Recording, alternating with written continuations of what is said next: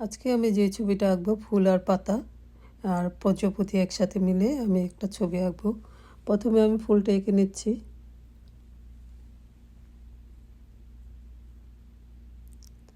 এভাবে আস্তে আস্তে করে পাপড়িগুলো আমি আঁকছি, দেখেন দিচ্ছি। এবার এখানে একটু বেশি হয়ে গেছিলো, আমি মুছে আবার ঠিক করে দিচ্ছি পাপড়িগুলো।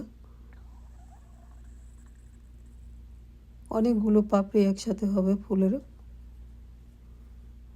এখন আমি ডাঁটাটা দিচ্ছি, ফুলেরটা ডাট। এখন পাতাগুলো করছি।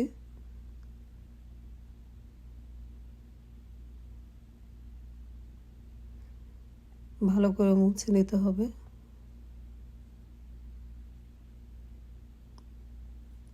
আর একটা পাতা দিয়ে দিচ্ছি আমি এখানে। এখন আমি একটা প্রজাপতি এঁকে নিচ্ছি। আমি প্রজাপতিটা আঁকছি, দেখেন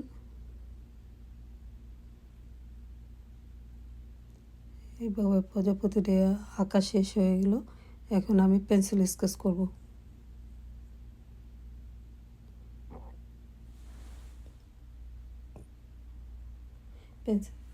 পেন্সিল স্কেচ করে নিচ্ছি। এখন প্রজাপতিটা আমি পেন্সিল স্কেচ করছি। প্রজাপতিটা একটু ডার্ক করে দিচ্ছি। পাখাগুলো আমি পেন্সিল দিয়ে টেনে টেনে দিচ্ছি।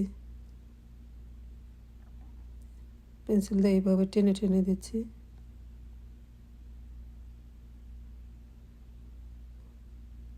প্রজাপতিটা হয়ে গেল ডিজাইন করা এবং পেন্সিল স্কেচ করা। এখন ফুলটা আমি করব। ফুলের মধ্যে পেন্সিল দিয়ে একটু টেনে নিচ্ছি।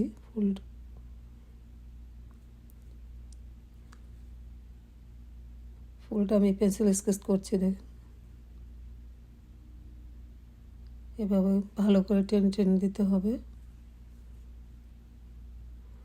প্রথমে আস্তে আস্তে করে দিতে হবে, তারপর আমি আর একটু গাঢ় করে দেব। পরের স্টেপে গাঢ় করে দেব।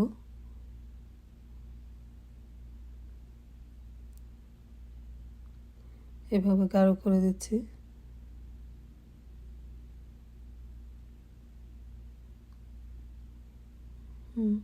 এখন আমি ফুলের ডাঁটাটা কালার করছি, পেন্সিল দিয়ে টেনে দিচ্ছি। পাতাগুলো আমি এখন স্কেচ করে দিচ্ছি।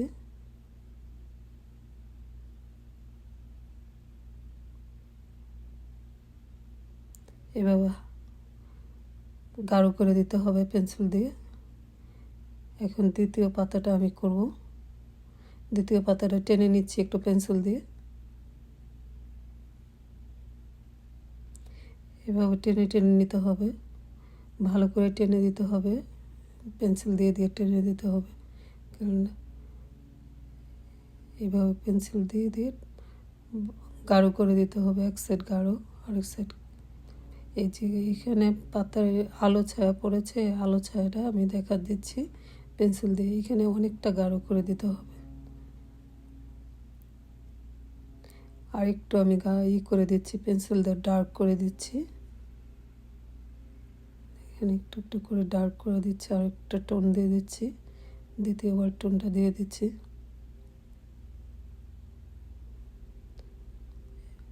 একটু গাঢ় করে দিচ্ছি। এখন কত সুন্দর লাগতেছে, দেখেন।